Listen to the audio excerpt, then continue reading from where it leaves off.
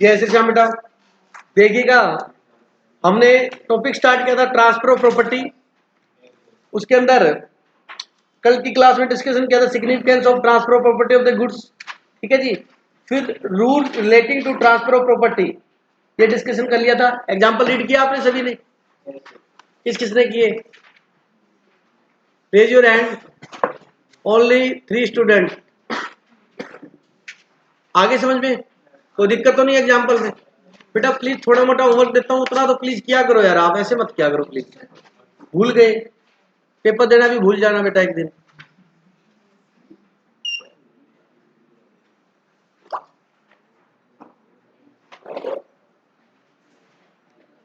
अरे छोड़ देते हो यार आप, बहुत बात है। Rule relating to transfer of property. पहले क्या था? Transfer of property of specific goods और सर्टेन गुड्स बताया था ये, पर्टिकुलर गुड्स। और उसमें क्या है? पर्टिकुलर में से लोट में से क्या करना? असर्टेन करना। याद आया? उसके बाद चलो एग्जाम्पल अब नहीं रीड किए तो करने पड़ेंगे बेटा। एग्जाम्पल फर्स्ट देखो, टाइम बचाते हो और करते नहीं। एग्जाम्पल फर्स्ट रीड करो बेटा, सवाल रीड कीजिए प्लीज जल्दी से।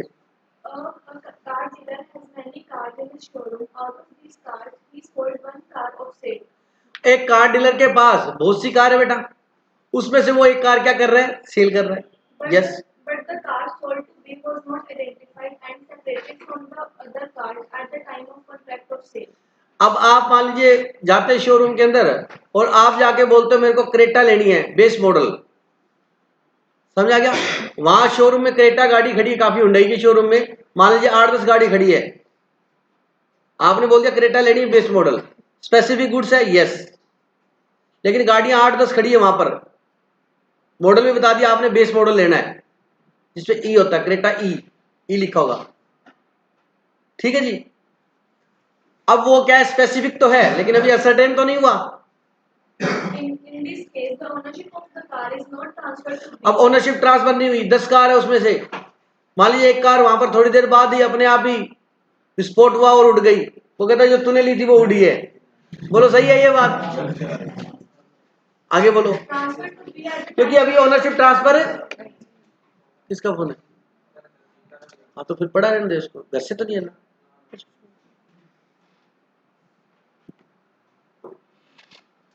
हाँ जी बेटा। because the contract is not for the sale of specific goods.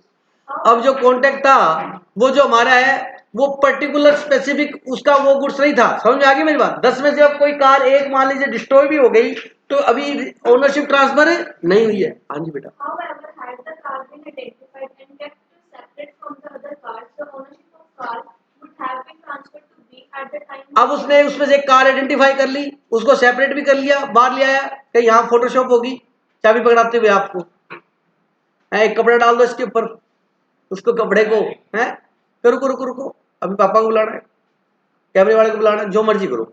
आपने कार डिसाइड कर ली ना, ओके। आपने पेमेंट कर दी, बिलिंग होगी इस गाड़ी की आपकी। बोलो ओनरशिप ट्रांसफर हो गई? हो गई, बिल्कुल होगी। यस बेटा, ओनरशिप होगी और क्वेश्चन का एग्जाम्पल भी हो गया। ठीक है, चलिए example number second. A sold to B 152 bales of yarn lying in his godown along with other bales. Before the bales could be identified and separated, all the bales were destroyed and fired. It was held that the ownership of the bales had not transferred to the buyer, as the bales were not identified and separated from the rest of bales. कहता जो bells थी वो destroy हो गई और अभी तक bells को सेपरेट करके अलग करके आइडेंटिफाई नहीं किया गया था, तो ओनरशिप ट्रांसफर नहीं हुई। तो रिस्क किसकी? सेलर की। अभी ओनरशिप ट्रांसफर नहीं हुई थी। सेम एग्जांपल है। Yes. Third. A sold to B some quantity of oil laying in cistern.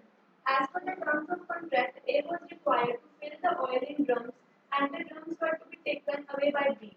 A filled some of the drums in B's presence. Before the remainder could be filled, a fire broke out, and the whole quantity of its oil was destroyed. It was held that the buyer must bear the loss of oil which was filled in drums, and the seller must bear the loss of remaining unfilled drums. बात समझ आ गई? Simple example लो, आप petrol pump पे गए 5 litre की बोतल लेके, ठीक है, 5 लीटर पेट्रोल डलाने के लिए गए, उसमें कहते पेट्रोल बाइक में डलाओ, कहते नहीं भैया घर पे जनरेटर लगाया उसमें डालना, रात को श्याम बाबा का जागरण है। समझ आया मेरी बात? तो उसने 5 लीटर पेट्रोल डाल दिया आपकी, या डीजल पेट्रोल जो भी लिया आपने बोतल में, जैसे बोतल में डाया फायर लग गई बेटा, आप लेके चले थे, उसके पेट्रोल पंप का जो भी था वो भी जल गया, और आपका आप नहीं जले और पेट्रोल जल गया, तो 5 लीटर का नुकसान तो आपका हुआ। बिल्कुल सही है। और बाकी जो जला वो उसका नुकसान हुआ, क्योंकि चीज आइडेंटिफाई करके स्पेसिफिक करके अलग कर ली गई थी, मेजरमेंट हो चुका था। बोलो बात समझ आएगी? क्लियर है ये बात? सर हम कैसे बचे? बस बच गए आप। कोई डाउट है क्या? सिंपल एग्जांपल है यार, क्योंकि अलग हो चुका था तो ओनरशिप क्या हो चुकी, सिंपल ये बता रहा है कि ओनरशिप ट्रांसफर हो चुकी है। प्रैक्टिकल क्या होगा, मैं ये बता रहा हूँ ओनरशिप ट्रांसफर मानी जाएगी या नहीं? यस मानी जाएगी। बाकी लॉस बायर का है और उसका है जो सेलर का है। Next, A sold some quantity of wheat to B at the rate of ₹10 per kg. However, A had to weigh the wheat weigh the wheat in order to know the price of the entire quantity of wheat sold to B. In this case, the ownership of the wheat shall transfer to B as soon as A weighs the. जैसे उसकी measurement होगी, कांटा हो गया, वजन तुल गया, packing हो गई, ढेरी पड़ी थी, बताया था, ये एग्जांपल दिया था गेहूं का मैंने, वीट का, उसमें से जैसे उसकी मेजरमेंट होगी, पैकिंग हो गई है, वैसे उसकी क्या हो जाएगी, ओनरशिप ट्रांसफर हो जाएगी, क्योंकि गुड्स जो है डिलीवरी वाली सिचुएशन में आ चुका है और उसको नोटिस दे दिया। आगे समझे? ये तो कल का होमवर्क था बेटा आपका। चलिए एनीवे, अब अगला पॉइंट हमारा ये है, transfer of property in uncertain और फ्यूचर गुड्स। अगर कोई गुड्स अनसर्टेन है या फ्यूचर गुड्स है तो उनकी ओनरशिप ट्रांसफर हम कब मानेंगे? सुनना, uncertain goods means goods which has not been identified and agreed upon at the time of the contract of sale is made. मतलब जिस समय आपने सेल का कॉन्ट्रैक्ट किया उस समय गुड्स को आइडेंटिफाई नहीं किया गया था, गुड्स को आइडेंटिफाई नहीं किया गया, या हो सकता है गुड्स एग्जिस्ट ही ना हो, आपने ऑर्डर दिया हो बनाने के लिए। ठीक है, तो हम इकट्ठा पढ़ रहे हैं अनसर्टेन का और फ्यूचर गुड्स का। Future goods mean the goods to be manufactured और प्रोड्यूस्ड और acquired by the seller after making the contract of sale. मतलब कॉन्ट्रैक्ट ऑफ सेल होने के बाद वो क्या करेगा, मैन्युफैक्चर करेगा, एक्वायर्ड करेगा या प्रोड्यूस करेगा। बोलो बात समझे? तो उस केस में कॉन्ट्रैक्ट ऑफ सेल जो हुआ है वो क्या है, एग्रीमेंट टू सेल है एक तरीके से, वो क्या बेटा? ठीक है। अब चलो ये तो इसने डेफिनेशन बता दी। और प्रॉपर्टी मतलब ओनरशिप इन द अनसर्टेन और future goods sold by description, ये पहले में किसी को दिक्कत है? क्योंकि अगर कहता है कि यदि कोई अनसर्टेन गुड्स सेल किए गए हैं डिस्क्रिप्शन देके, मतलब उनका डिस्क्राइब करके उनका वर्णन किया गया कि ऐसे ऐसे ऐसे होंगे भैया, कहते मेरे पास पड़े हैं, परसों गुड्स आएंगे या गोडाउन में पड़े हैं, शाम को मंगा दूंगा, कि भैया बता तो दो कैसे, कहता बस डिस्क्रिप्शन बता दी इस तरीके से है। बात समझ आ गई? अब जो सेलर ने डिस्क्रिप्शन दी है, गुड्स उसी डिस्क्रिप्शन के होने चाहिए। हाँ, शाम को सेलर ने वो गुड्स मंगाए और उसने डिस्क्रिप्शन दी थी कि ये कलर अवेलेबल है, ग्रीन कलर कहता चाहिए मेरे को, कहता ग्रीन कलर का 100% अवेलेबल है मेरे पास और इस तरीके का है, कहता डन, शाम को लेता हूं। शाम को आया, कहता भाई साहब सॉरी वो ग्रीन कलर तो नहीं अवेलेबल है, ये रेड अवेलेबल है। बोलो ओनरशिप ट्रांसफर हो गई? नहीं, क्योंकि जो डिस्क्रिप्शन दी थी वो डिस्क्रिप्शन का गुड्स ही नहीं है। बात समझ आई या नहीं आई? तो देखो, प्रॉपर्टी मतलब ओनरशिप इन द अनसर्टेन और future goods sold by description, यदि गुड्स की सेल डिस्क्रिप्शन बता के हुई है, sold by description, pass it to the buyer when the following step are taken और कंडीशन आर फुलफिल्ड। तो अगर डिस्क्रिप्शन के थ्रू हुआ है तो हम सेल या ओनरशिप का ट्रांसफर तब मानेंगे यदि ये कंडीशन क्या हो जाए, पूरी हो जाए। Number 1, the goods must be appropriated, goods पूरे एप्रोप्रिएट होने चाहिए जो डिस्क्रिप्शन दी थी।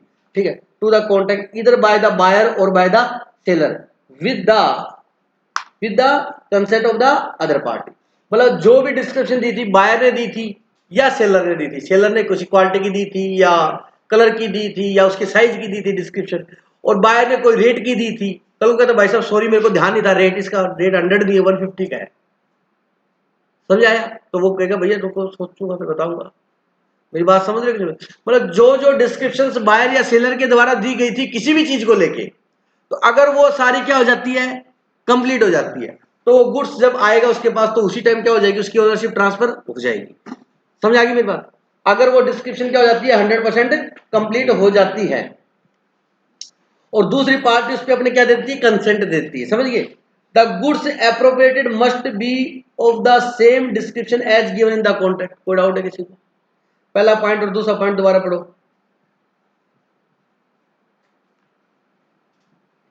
एप्रोप्रिएट टू द कॉन्ट्रैक्ट का मतलब क्या हुआ बेटा?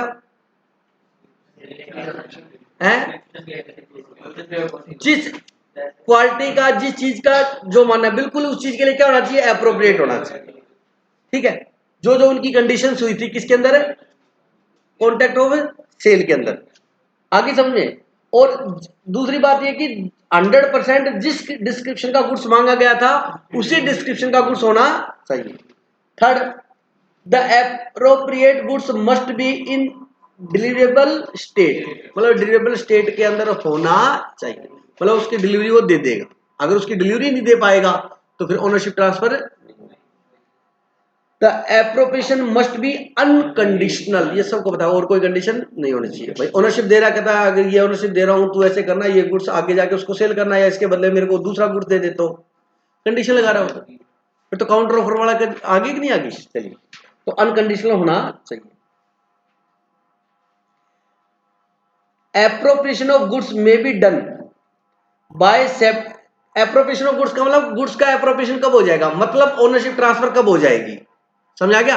यहां एप्रोप्रिएशन का मतलब क्या है? गुड्स का ओनरशिप कब ट्रांसफर हो जाएगी। Bye separating the goods sold for the other goods, जब हम अदर गुड्स से उस गुड्स को क्या कर देंगे? अलग कर देंगे देने के लिए। फॉर एग्जाम्पल, आपने 500 बैग है राइस के लिए और गोडाउन में ट्रक लगाया और उसने 500 बैग उठा के और आपके ट्रक में क्या कर दिया? लोड कर दिया। बोलो बेटा, अगर और कोई कंट्रेरी कॉन्ट्रैक्ट नहीं तो ओनरशिप क्या हो चुकी है? ट्रांसफर हो चुकी है, उसने गुड्स अलग करके दे दिया आपको।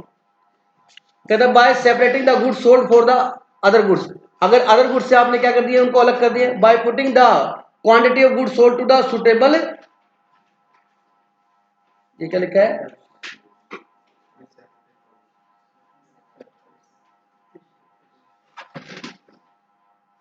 जिस, सुनो, अगर आपने जिस क्वांटिटी के गुड्स मांगे थे और जिस सुटेबल प्लेस पे मांगे थे उस प्लेस पे उसने क्या कर दिया? गुड्स पहुंचा दिए या दे दिए। जहां पर आपने गुड्स की क्या मांगी थी? डिलीवरी मांगी थी, उस सुटेबल प्लेस पर उसने गुड्स क्या कर दिए? अवेलेबल करवा दी। मेरी बात समझे नहीं है? अब आप किसी को गुड्स बोलते हो कि भाई साहब आप मेरे को गुड्स है ना, आपने कॉन्टेक्ट किया और मेरे को गुड्स वेयर हाउस में लगाने हैं, तो कहता है डिलीवरी कहां दोगे? कहता है आप मेरी शॉप से लेना। कहता नहीं, आप डिलीवरी मेरे को वेयर हाउस के अंदर ही दो। जैसे उसने वेयर हाउस के अंदर गुड्स पहुंचाए बेटा, उसकी क्या मानी जाएगी? एप्रोप्रिएशन माना जाएगा। उसने वेयर हाउस में पहुंचाने की बात हुई थी, वेयर हाउस पे गुड्स उसने क्या किया? पहुंचा दी। आगे बात समझे? चलिएगा next, ascertainment of goods, it is a process by which the goods to be delivered under the contract are identified and set apart। set apart का मतलब होता है अलग करना। ठीक है, it is a unilateral act of the seller alone to identify and set apart the goods।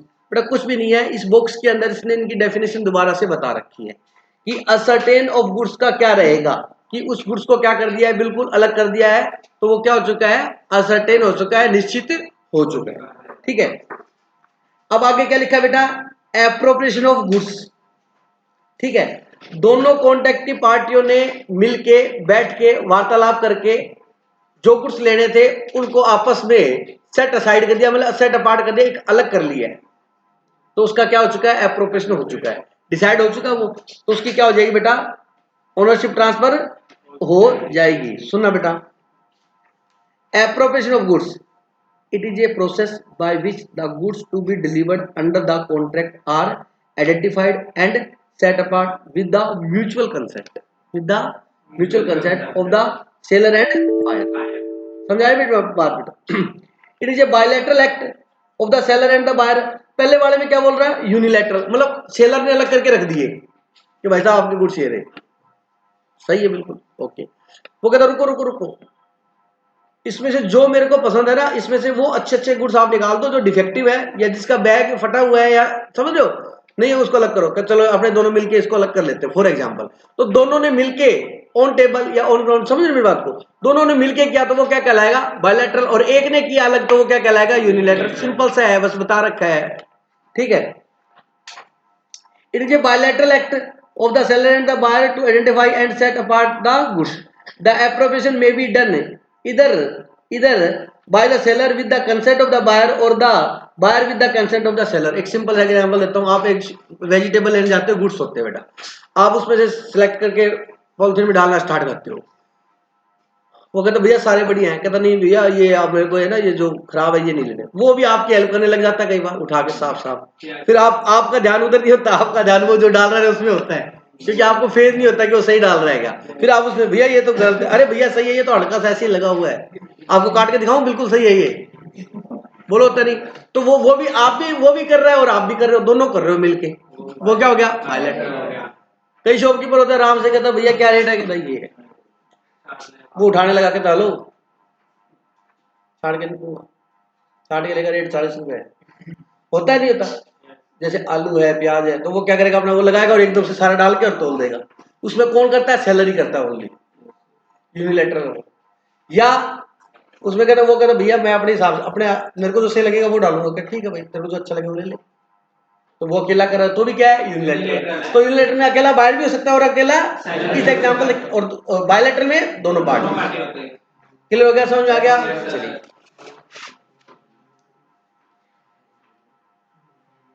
Deemed appropriation of goods, मतलब इस केस में ये माना जाएगा कि गुड्स एप्रोप्रिएट हो चुका है, अलग हो चुका है, मतलब अलग होते क्या हो जाती है, ओनरशिप ट्रांसफर हो जाती है, इन केस में माना जाएगा।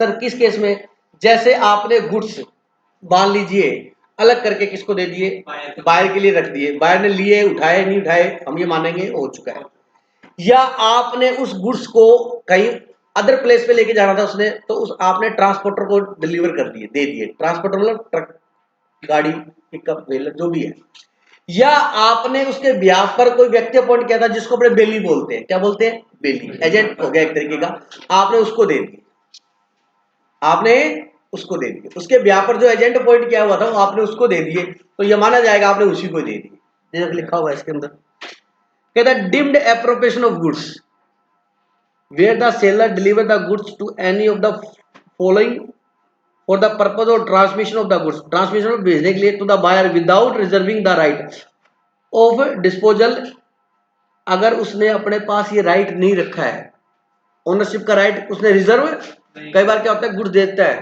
ट्रक वाले को और वो कहता अभी ओनरशिप मेरे पास है, गुड्स उसकी दुकान में पहुंच जाए, गुड्स मत उतारना, कहता जब मेरे अकाउंट में पैसे आ जाएंगे ना तब मैं तेरे को फोन करूंगा, तब उसको गुड्स उतारने देना, तो इसका मतलब आपने ओनरशिप अपने कंट्रोल में रखी।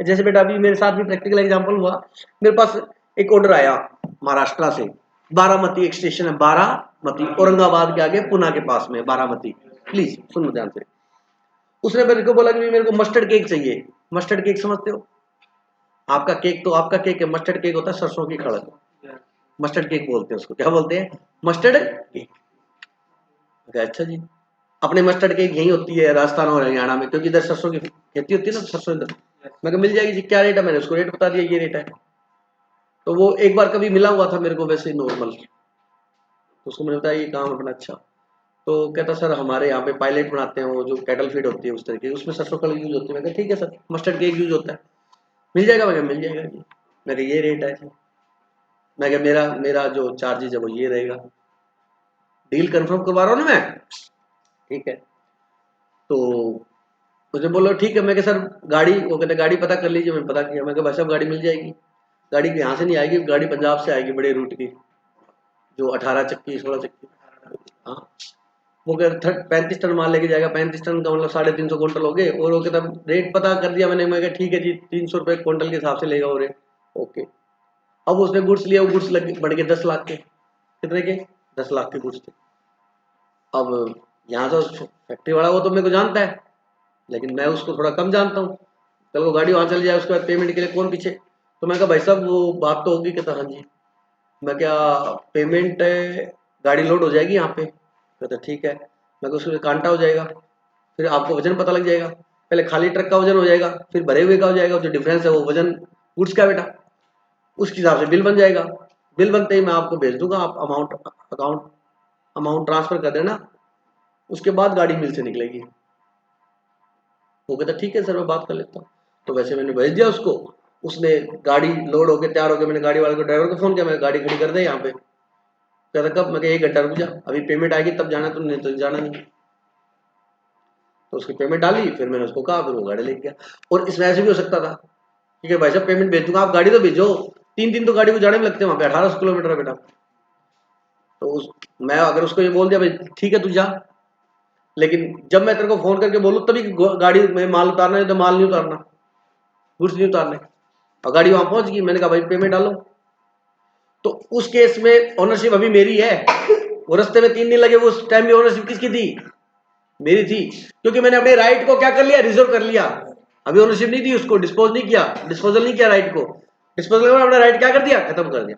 तो इसमें कहता है कि आपको purpose transmission of the buyer, आपने बायर को गुड्स भेजने के लिए दे दिए और आपने अपने राइट को रिजर्व नहीं रखा, ये मान रहे हैं। तो buyer without reserving the right of disposal in the deem to have unconditionally appropriate the goods of the contract. अगर आपने अपने राइट को रिजर्व नहीं रखा है तो ये माना जाएगा कि आपने क्या दे दिया? ओनरशिप को ट्रांसफर कर दिया है। जैसे आप गुड्स किसको दोगे? बायर को दोगे, या कैरियर, कैरियर का अपना ट्रांसपोर्टर, ट्रक वाला। बोलो समझ आएगी? और दूसरा क्या है? बेली, बेली बता दिया, जिसको आपने यूज करने के लिए दिए। बोलो बात समझ आएगी नहीं? तो क्या माना जाएगा? ट्रांसफर माना जाएगा। मेरी बात समझ आ गई नहीं आ गई? चलिए, ये इसके क्या दे रखे बेटा? एग्जाम्पल। एग्जाम्पल फर्स्ट रीड करना बेटा, आप रीड करो, मैं समझाता हूं आपको।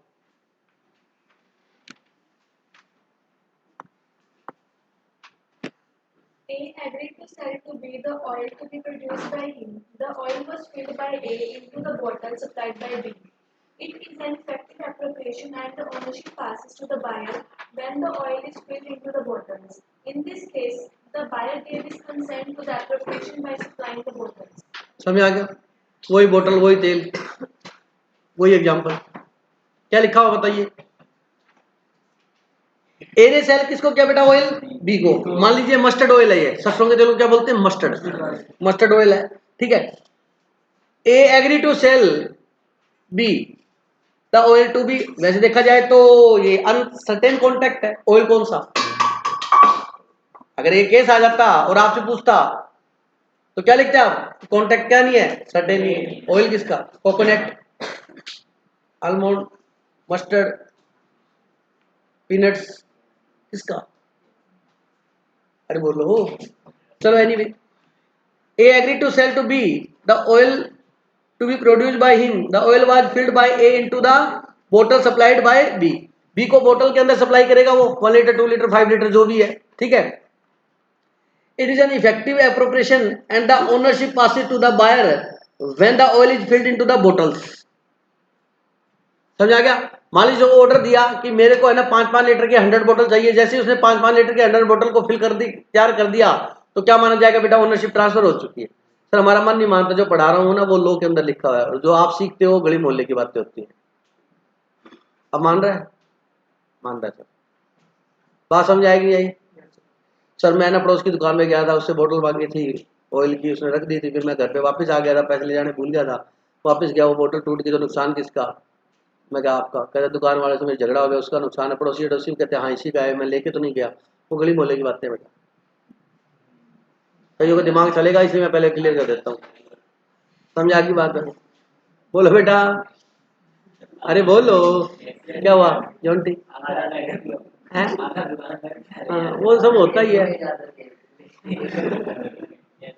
नहीं फिर उसमें तो वो होता ना,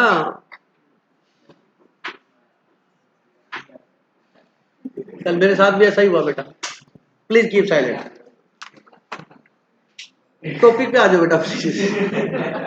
कल का लेटेस्ट एग्जांपल है ये मेरे साथ। सुबह आपके यहाँ पढ़ा के बस घर जाके नाश्ता किया और 2-4 फोन किए, इतने में चला गया था। चलो एनीवे, अरे भाई प्लीज कीप साइलेंट। ढोकला तो तोड़ ही सकते, उसमें क्या प्रॉब्लम है? बस इस नियत में खोट, वो क्या कर सकते?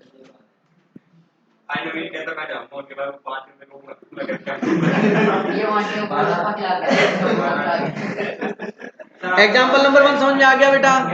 क्या समझ में आया? कि प्लीज,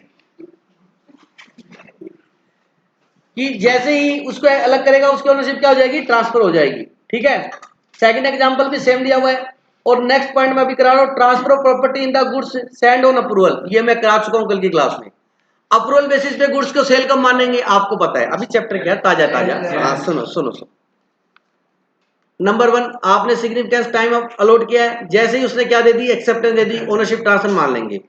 जैसे ही वो टाइम बताया था वो टाइम क्या हो गया, एक्सपायर हो गया, और उसने कोई भी इंटीमेशन नहीं दिया, ओनरशिप ट्रांसफर हो जाएगी। अगर उसने गुड्स विद इन टाइम में वापस रिटर्न कर दिए या विद इन टाइम में मना कर दिया तो ओनरशिप ट्रांसफर नहीं होगी, ये लिखा हुआ है।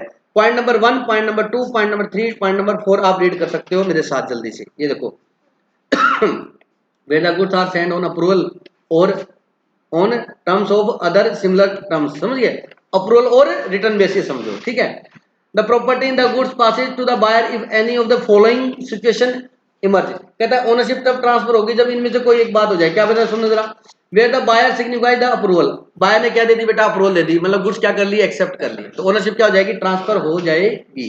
Number 2, where a buyer having goods on approval adopt the goods by his act, the property in the goods passes to the buyer when he adopts, मतलब उसने गुड्स को क्या कर लिया, अडॉप्ट कर लिया, उसके काम से ये लगता है कि उसने गुड्स क्या कर लिया, एक्सेप्ट कर लिए।